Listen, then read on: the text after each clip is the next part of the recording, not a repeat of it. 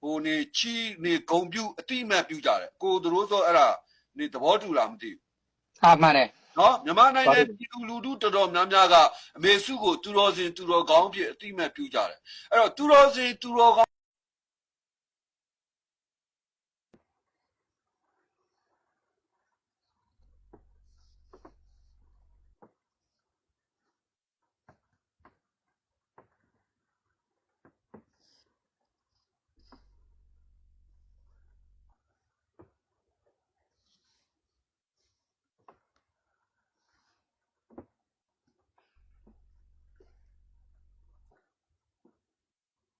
လာဝမိုးကတရားကိုစိတ်ဝင်စားနေတယ်နော်ကျမ်းမှာချမ်းသာပါစေဗျာအဲ့ဒါကဲပါနော်တချို့ကြတော့သူတို့ရဲ့အချစ်တွေကိုအဲ့လိုပြကြတာ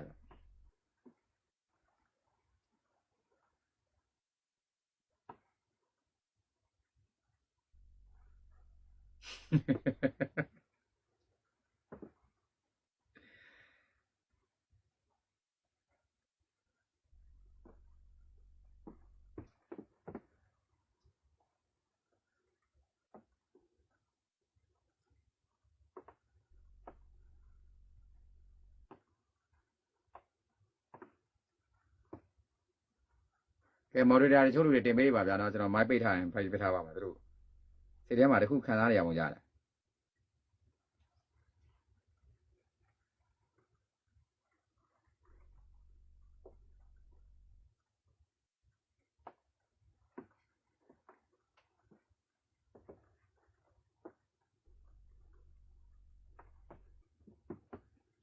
မြန်မာလူမျိုးချင်းပြန်တက်ခိုင်းတဲ့လူတွေအခု9နှစ်ကျော်လို့6နှစ်ထဲမှာရောက်နေပြီ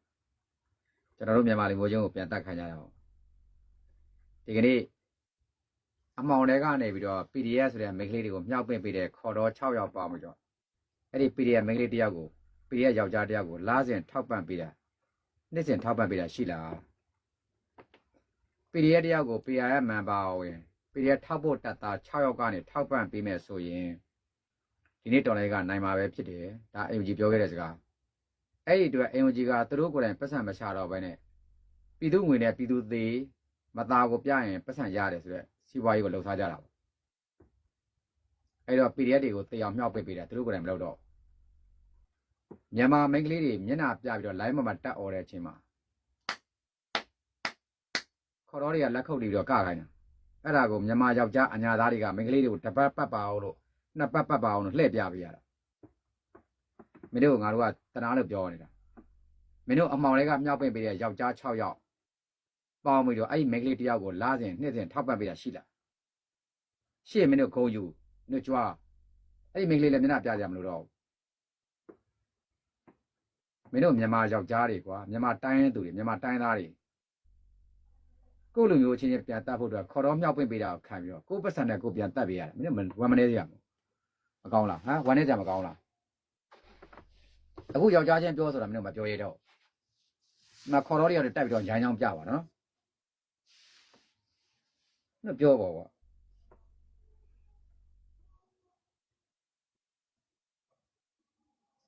CDM လုပ်နေတာကိုအားလုံးသဘောပေါက်ဖို့လိုပါတယ်ကျွန်တော်တို့ဘာမှမလုပ်ချင်ကျွန်တော် CDM မှာ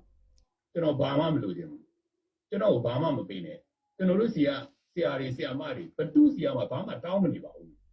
ကျွန်တော်တို့ထမင်းငတ်နေတာဒါပေမဲ့မတောင်းပါဘူးမလိုချင်ပါဘူးတော်လန်ရေးတာအောင်တိုက်ပေးပါကျွန်တော်တို့တွေငါးဖန်ပြီးငါးကြော်ရောင်းပြီးတော့အသက်ဆက်နေတယ်အဲ့ဒါဘာကြောင့်လဲတော်လန်ရေးကိုအောင်မြင်စေတယ်အဲ့ဒီလိုတော်လန်ရေးအောင်မြင်ခြင်းစိတ်နဲ့ CDM လုပ်နေတဲ့သူတွေကိုကြည့်ကြပါဦး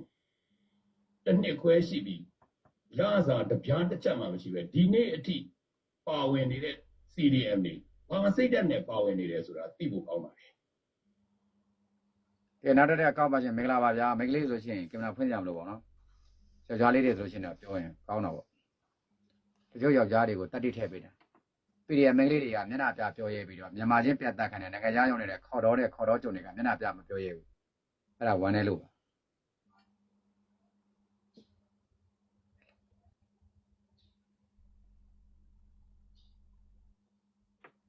မိကေ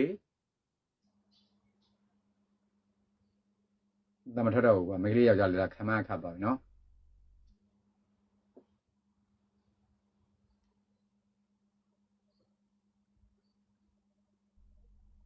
Hello သူတမထတော့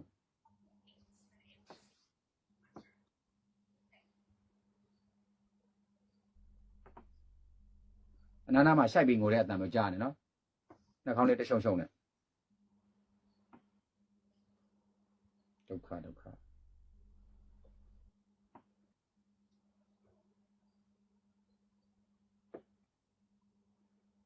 မုံတရားနေ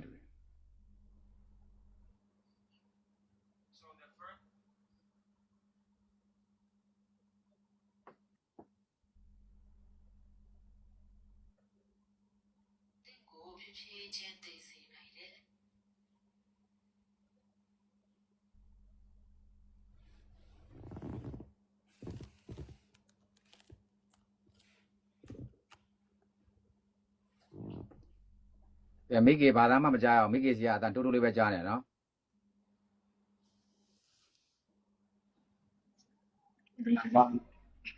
မင်္ဂလာပါဗျာမင်္ဂလာပါညီကိုပြောလို့ရပါတယ် ကားမောင်းနေလို့ရုံခွဲအောင်ဘာမှဆိုတော့ ဟုတ်ကဲ့ပြောလို့ရပါညီကိုပြောလို့ရပါတယ်ဗျာ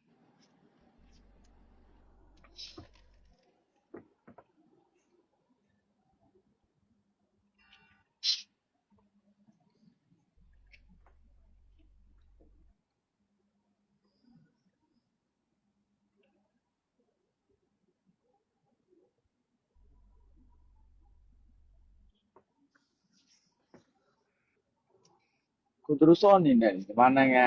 အေဂျင့်ဖို့တိုးတက်ဖို့ဆိုရင်မြန်မာပြည်မှာဘာအချက်တွေပြင်တဲ့အစိုးရပြည်သူပေါ့နော် အစိုးရရတယ်မှာကျွန်တော်အားလုံးကိုပြောချင်တာလူလိုသိဖို့အတွက်ပဲပြင်လူလိုသိရပြီဗျနိုင်ငံတကာနိုင်ငံမှာတိုးတက်ဖို့ဆိုရင်လူတွေပညာတတ်ဖို့ဆိုလို့ရှိရင်ကျမ်းမာတန်ဆွမ်းတဲ့သူရှိရဆိုတာ ਨੇ တိုင်းပြည်ငြိမ်းချမ်းတဲ့ဆိုတင်လို့ရတယ်ဥပမာအဖြစ်ပေါ့ကလေးတယောက်ကအာဟာရလည်းပြည့်ပြည့်ဝမှီဝဲပြီးတော့စားသုံးနေရတယ်စင်ရသားပဲဖြစ်ဖြစ်သရောင်းသားပဲဖြစ်ဖြစ်ရှင်ပြည့်သားပဲဖြစ်ဖြစ်တိုင်းပြည်ကငြိမ်းချမ်းနေတယ်ပညာကောင်းကောင်းသင်ရမယ်ပညာတတ်လည်းရှိနေပြီဆိုရင်အဲ့ကလေးတွေကသူတို့မိဘစာတက်မတက်စေးရမရသူတို့စာတင်လို့ရတယ်ချက်ချင်းသိလို့ရတယ်နိုင်ငံတကာကိုချက်ချင်းမိလိုက်လို့ရတယ်ကို့မှာနောက်ခံဘက်ကောင်လည်းရှိတယ်ဆိုတော့အဲ့ဒါလူနားလဲဖို့အတွက်အရေးကြီးတယ်မြန်မာနိုင်ငံထဲမှာတိုင်းသားလက်နက်ကန်အကြမ်းဖက်သမားတွေကနိုင်ငံခြားကငွေကိုယူတော့ကိုလူမျိုးတော်ကောင်ပြူတယ်လူကောင်လုပ်တဲ့လူတွေအခုတွေ့ ကျွန်တော်က NLD ပါတီဝင်တွေကော NLD ကိုထောက်ခံတဲ့သူတွေကောအမေစုကိုယုံကြည်တဲ့သူတွေကောအမေစုကိုထောက်ခံတဲ့သူတွေကရောကအမေစုကိုသူတော်ကောင်းမကြီးအဖြစ်သူတော်စင်မကြီးအဖြစ်အားလုံးကဟိုနေချီနေဂုံပြူအတိမတ်ပြူကြတယ်ကိုတို့ဆိုအဲ့ဒါနေသဘောတူလားမသိဘူး မှန်တယ် နော်မြန်မာနိုင်ငံပြည်သူလူထုတော်တော်များများကအမေစုကိုသူတော်စင်သူတော်ကောင်းဖြစ်အတိမတ်ပြူကြတယ်အဲ့တော့သူတော်စင်သူတော်ကောင်းတယောက်ဖြစ်ဖို့ဆိုတာကအလက်ကားတော့မဖြစ်ဘူးဗျသူ့မှာ quality အရေးသွေးရှိရတယ်သူတော်စင်သူတော်ကောင်းတယောက်ဖြစ်ဖို့ဟုတ်တယ်မလားနံပါတ်1ချက်သူတော်စင်သူတော်ကောင်းတယောက်ဟာသူ့ကြောင့်မလို့နော်သူ့ရဲ့ဥဆောင်မှုကြောင့်မလို့ပဲဖြစ်စေသူနဲ့ပတ်သက်လို့ပဲဖြစ်စေဟုတ်လားလူမပြောနဲ့ချက်ကလေးငှက်ကလေးခွေးကလေးတကောင်တောင်သေးတယ်ကြေးတယ်ဆိုလို့ရှိရင်သူတော်စင်သူတော်ကောင်းကအဲ့ဒီအဖြစ်ပြက်ကိုလက်မခံဘူးနော်အဲ့တော့အခုဒီသူတော်စင်သူတော်ကောင်းအဖြစ်ကိုအတိမတ်ပြုခြင်းဂုဏ်ပြုခြင်းခံရတဲ့အမေစုကတနေ့ချိန်ထိတိုင်းပြည်မှာဖြစ်ပျက်နေတဲ့ PDF ကတပ်ဖြတ်လှုပ်ကြံမှုတွေနော်ဒီ NUG PDF ကတိုင်းပြည်သစ္စာဖောက်မှုတွေအပေါ်မှာရက်တန်းကရက်ဖို့အတွက်ဘာကြောင့်မလို့စကားတစ်ခုထွက်ပြီးတော့မပြောနိုင်တာလဲကိုသူတို့ဆို သူတို့ကဟိုနေ့ကသူတို့ရဲ့ကိုရဲထောဆိုတဲ့လူစကားအတိုင်းပြောရတယ်သူ့ဘတ်သူစုပ်လဲဆူစားလဲယူဆိုတော့မှပြောလို့ချင်းမျိုးချရင် level နဲ့မယ်ထွေးထုံနဲ့တခိုးဆွဲခံရမယ်ဟဲခိုးစားတာလူမိတယ်ဆိုတော့ကြားဘူးလားမသိခိုးလဲခိုးစားသေးတယ်အဲခိုးစားတာကလည်းတေးသေးတုံတော့မဟုတ်ဘူးဟိုအမဲသားတုံးကငငယ်တုံးကခိုးစားတဲ့လူတွေလိုပေါ့ဗျာအမဲသားတုံးစားလိုက်တော့အကျွတ်တုံးဖြစ်နေတယ်တုံးထားတာကလည်းဟိုလောက်ဒီဟုတ်လို့ချင်းတော့ဒီအာလူသီးချက်တုံးလေးလောက်အကြီးဖြစ်နေတယ်အပဒရက်မှာဝါထားတာဟဲ့ပါလို့တာတော့ဆိုတော့ထွေးထုံရင်လည်းတခိုးမိတော့မယ်မျိုးချရင်လည်း level တက်တော့အဲ့ဒီပုံစံမျိုးဖြစ်နေတယ်ဒီ PDF ကိုသူတို့မထောက်ခံပါဘူးဆိုလို့ရှိရင်ဟိုမှာရှိနေတဲ့လူတွေကအကြမ်းဖက်တဲ့ကောင်တွေကဟာ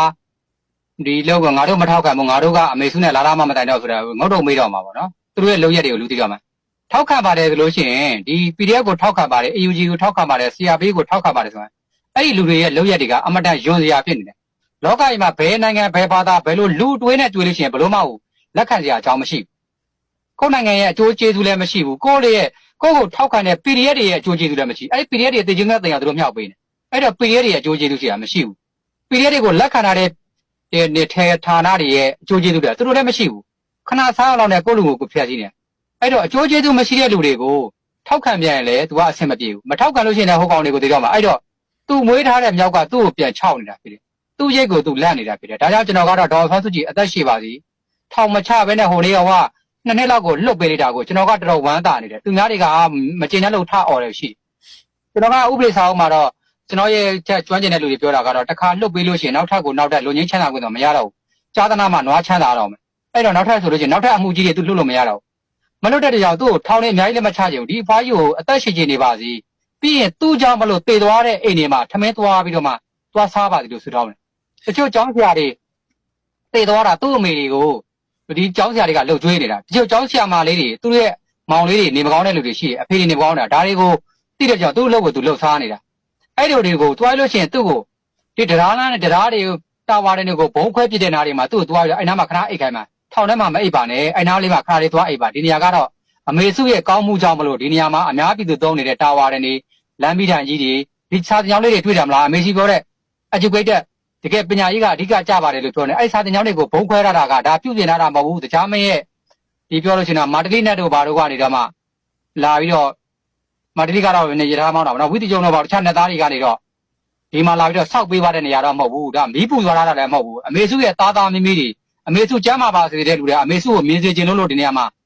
မီးလာဖောက်သွားတာဒီစာတင်ကြောင်းတွေဒီတရားတွေကိုဘုံခွဲပါအဲ့ရဖွားကြီးကိုကျွန်တော်အဲ့နားလေးတွေမှာလိုက်အိတ်စေချင်တာပြီးလို့ရှိရင်ဒီနေရာမှာတွေ့လာသားသမီး9ယောက်လောက်နဲ့ခြံနေတဲ့သားသမီး2ယောက်လောက်နဲ့ခြံနေတဲ့ဒီမှာမဟုတ်ဆိုးမအိမ်ဒီမှာကတော့ဟိုသားတေသွားတဲ့အိမ်ဒီမှာကတော့သမီးတေသွားတဲ့အိမ်ဒီနေရာကတော့သူ့ရဲ့သားကဘာဖြစ်လို့မလို့ဒီအိမ်ကတော့မီးရှို့ပြပါတယ်ဆိုအဖွားကြီးကိုထောက်ခံလို့အဖွားနေကောင်းပါသေးလွတ်ပါသေးဆိုအဖွားလွတ်မလားလို့သူတို့ရေရလိုက်ခြေထားတာသူများအိမ်တွေကိုအဲ့လိုမျိုးလေးကျွန်တော်ကအဲ့ဖွားကြီးကိုလိုက်ပို့စေချင်တာအဲ့တော့ပါပဲအဲ့လိုမျိုးလိုက်တာတော့ तू အဲ့လိုမျိုးတက်ဖြတ်မှုဆိုတဲ့ PDF ရဲ့အကြမ်းဖက်လုပ်ရက်တွေကို तू တားဆီးဖို့အတွက် तू ပြောမှာမဟုတ်နဲ့တူပါတယ်နော်အချုပ်ကတော့အသေးတာခံသွားမယ်ဗျာဖယားခေတ္တကဗုဒ္ဓခေတ္တကအရေးကြီးတွေကဟို तू ဖယားနဲ့ရှင်လို့မရတဲ့ခါကျတော့တရက်ပင်ဥယျာဉ်မှာဟိုတေတော်ဥယျာဉ်မှာဖယားကတကိုးပြရိယာတွေပြတော့သူတို့ကိုသူတို့ရှက်ပြီးတော့ဟောငါသေးတာကောင်းပါလေဆိုတော့လေဘင်းကိုကျိုးဆွဲပြီးတော့ကိုယ့်ကိုခုံချသေးတယ်အဖွားရတာတခြားသေးခြင်းမှလည်းသေးမှာပေါ့ဒါကသူများကိုမကောင်းမပြောသင့်ပါဘူးဒါပေမဲ့လည်းသူ့ကိုအသက်ရှင်အောင်လို့အမေစုချမ်းပါပါစေအမေစုချမ်းပါပဲလုပ်တဲ့လူတွေကဒီသေလူမျိုးပါဖြစ်နေတဲ့လူကိုအသက်ကယ်စီချိုးတာနဲ့တော်တော်တူတယ်အဲ့ဒါကိုကျွန်တော်ကတော်တော်စိတ်မကောင်းဖြစ်တာအဖွားအတွက်ဒီဒေါအောင်ဆန်းစုကြည်အတွက်ဘာကြောင့်လဲဆိုတော့ကျွန်တော်ကလူတယောက်ကပြောပြီးတော့ဒေါအောင်ဆန်းစုကြည်ကအမတန်အကုသို့ကြီးလားမသိသူ့ရဲ့ဝတ်ကြီးတော်တော်ကြီးသားမြင်သူ့နားမှာနေတဲ့လူလည်းတော်တော်ပူလောင်ရတယ်သူ့အတန်ကြားတဲ့လူလည်းပူလောင်ရတယ်ဘာကြောင့်လဲဆိုတော့သူမွေးဖွားလာတဲ့အချိန်မှာမွေးဖွားလာမယ်ကိုရနေပြီပြောတော့ဒေါအောင်ဆန်းစုကြည်ရဲ့အဖေနဲ့အမေတွေကရံပြရတယ်ဟိုဒီပေါင်တာနဲ့ထိုးတာတော့ဘာလို့ဖြစ်ကုန်ပေါင်တာနဲ့အမေကသူ့ကိုမွေးတော့တွက်ကြည့်အောင်ဒီဒါကဘိုးကျောင်းနဲ့ကိုယ်တိုင်လဲကျိုးနွားတဲ့လဲကျိုးထမ်းတဲ့ဟိုနေဖြစ်သွားနေပါလေရောက်ကုန်ဟမ်အကုန်လုံးလဲကျိုးငမို့လို့ပြောတယ်ဒါကတော့ကျွန်တော်တို့မှမြင်နေထားနေပါတော့မြင်တဲ့လူတွေကဒေါ်ဆောက်ကြည့်တဲ့မောင်နှမဝဲဝဲတွေအများကြီးရှိပါသေးတယ်သွားမေးလို့ရတယ်ကျွန်တော်တို့ကပုံစံတိုက်ခိုက်နေတာမဟုတ်ဘူးလေသူ့ရဲ့ကံမကောင်းခြင်းကိုပြောပြတာပါကံမကောင်းခြင်းကံမကောင်းခြင်းကမွေးဖွားလာတဲ့အချိန်မှာသူ့အမေနဲ့အဖေနဲ့ကဓာတ်ထုံးမှုတွေဖြစ်ကုန်ပြီးတော့မွေးဖွားပြီးတိတ်မကြသေးဘူးအရွယ်ရောက်တော့မှသူ့ရဲ့အကိုတယောက်ကိုသူကတွန်းချတယ်ဆိုလားမောင်တယောက်တွန်းချဆိုတော့သူကဖြစ်လာတယ်ဒီမောင်နှမရင်းကိုခြေခံနဲ့တွန်းချတယ်ကလေးသေးသွားတယ်နောက်ထပ်ပြီးတော့ဖြစ်လာတယ်သူမွေးဖွားပြီးတော့သူ့အဖေသေးသွားတယ်နောက်တဲ့နိုင်ငံသားမှာသွားနေတယ်အိမ်တော်ကြီးလည်းကံမကောင်းပြန်ဘူးကံမကောင်းတာကထားလိုက်ပါတယ်လူတိုင်းကကောင်းကြမှာလည်းကောင်းမှာမကောင်းလည်းမကောင်းဘူးပြီးတော့မောင်နှမရင်းချမှာလဲသူကငင်းငယ်ရေးနိုဘယ်ဆုရှင်တာပြောတာစကားပြောဆိုကောင်းတယ်လို့ပြောတာအကုန်နဲ့စကားနှစ်ပေါင်း20ကျော်30အခုဆိုနှစ်ပေါင်း40ကျော်တော့စကားမပြောဘူးတာကြီးနေရပါလေသူ့တာကြီးနေရတာရင်းနဲ့လည်းစကားမပြောပြန်ဘူးဟုတ်ပြီအဲ့ဒီတော့မိဘရဲ့ဝတ္တရားလည်းမကြေပြွန်ဘူးမိဘရဲ့မေတ္တာတရားလည်းမရှိဘူးသားသမီးရဲ့မိဘနဲ့ကြားမှာလည်းဟိုဆွေးနွေးမှုဆုံးမနိုင်မှုမရှိဘူးပြီးတော့ AC လက်မှတ်ရေးထိုးဖို့အတွက်ကိုလူတိုင်းကတယောက်သေမှာတော့ကျွန်တော်ဆိုလို့ရှိရင်အမတန်ဝမ်းနေတယ်ကျွန်တော်နဲ့မဆိုင်တဲ့ဘာသာမတူတဲ့နေတွေတခြားအရှိလက်ပိုင်းမှာရံဖြစ်နေတယ်တခြားနိုင်ငံတွေမှာကမ္ဘာနောက်ချမ်းတွေမှာပြဿနာဖြစ်ဆိုကျွန်တော်တကယ်ဆူတောင်းပေးစားတာထမင်းစားတဲ့အချိန်မှာ သူတို့တွေငါစားဆိုပဲအေချမ်းစားပါလေအခုဆိုလို့ရှိရင်စစ်ပေးချောင်းနေသူတို့မှထမင်းမစားသေးလို့ပြောနေတယ်ကျွန်တော်ထမင်းကဥလိုက်တယ်လိုက်ဘိုက်စားနေတဲ့အချိန်မှာငါတော့စားလို့ရှိရင်သူတို့လည်းစားနေရှာမယ်ဒါပြီးတော့အနေချားမှာဆိုရတွေးမှုနဲ့သူတို့တွေတွေးနေပါမယ်ဆိုတော့တွေးမှုပဲဒါပေမဲ့ဒီအဖွားကြီးကကိုသားသမီးပဲတော့ကိုလည်းသူမတနာဘူးအေးစီလက်မှတ်ရေးထိုးဖို့ကိုအလင်းစလုံးမလုပ်ကြပါနဲ့အနောက်နိုင်ငံတွေကမြန်မာနိုင်ငံပေါ်မှာမြင်တဲ့ချိန်မှာအကောင့်တွေသိမ့်မြင်ကြပါတယ်ဆိုအစိုးအမြင်မှုတော့ကိုသူကကြောက်တွန်းပေးတာဒီလိုဖွားကြီးမျိုးကိုဒီလိုမိမကြီးမျိုးကိုသူတို့ကငញ្ញရေးနိုဘယ်ဆုရှင်ကြီးပါလို့ပြောတာကအမတန်ကြီးစရာဖြစ်နေတယ်အဲ့ဒါဆိုရင်ကိုသူတို့ဆိုဒါပြောရလို့ရှိရင်ဒါဒေါအောင်ဆန်းစုကြည်ရဲ့အမားလို့တော့ပြောလို့မရဘူးဗျကျွန်တော်တို့ပြည်သူလူထုရဲ့ကိုသူတို့စောပြောသလိုမျိုးတော်တော်ထုံထိုင်းထူအပြီးတော့တော်တော်ပုတ်ကိုရေးအစွဲလန်းကြီးတဲ့ပြည်သူလူထုလို့ပဲပြောရမယ်ဗျာနော်ဒီလိုမျိုးတမိုင်းကြောင်းအစင်လာရှိတယ်ဗျာအခုသူတို့ခေါ်တော့အရိယာသူတော်စင်ပေါ့သူတော်ကောင်းပေါ့နော်ဒါပေမဲ့ကိုသူတို့ဆိုသူ့ရဲ့ဒီအာကုသိုလ်ကံဝစ်ကြွေးကိုရှင်းပြလိုက်တဲ့အခါကျတော့သူကဒီဝက်ထက်တောင်သူကစိုးနေတယ်လို့ဖြစ်နေတယ်ဟုတ်လားအရိယာသူတော်စင်စားဗျာနော်အဲ့တော့သူကအဲ့လိုဖြစ်နေတဲ့ဟာကိုကျွန်တော်တို့ပြည်သူလူထုကမမြင်နိုင်မကြားနိုင်ပဲနဲ့အမေစုချမ်းပါပါစေအမေစုချမ်းသာပါစေဆိုပြီးတော့အခုချိန်ထိဖြစ်နေတဲ့အတွက်ကြောင့်မလို့တိုင်းပြည်မှာအခုလိုမျိုးမီးဟုံးတောက်နေရတယ်လို့ကျွန်တော်မြင်တာပဲအဲ့တော့တကယ်တမ်းဒီတရားခံအစ်စ်ကိုရှာလို့ရှိရင်ဒေါအောင်ဆန်းစုကြည်တက်စားလို့ရှိရင်ကျွန်တော်တို့ပြည်သူလူထုကိုယ်တိုင်ကယူဟာတော်တော်လေးကိုတုံးထိုင်းပြီးတော့ထူထိုင်းနေတဲ့ပုံစံမျိုးမှရှိတယ်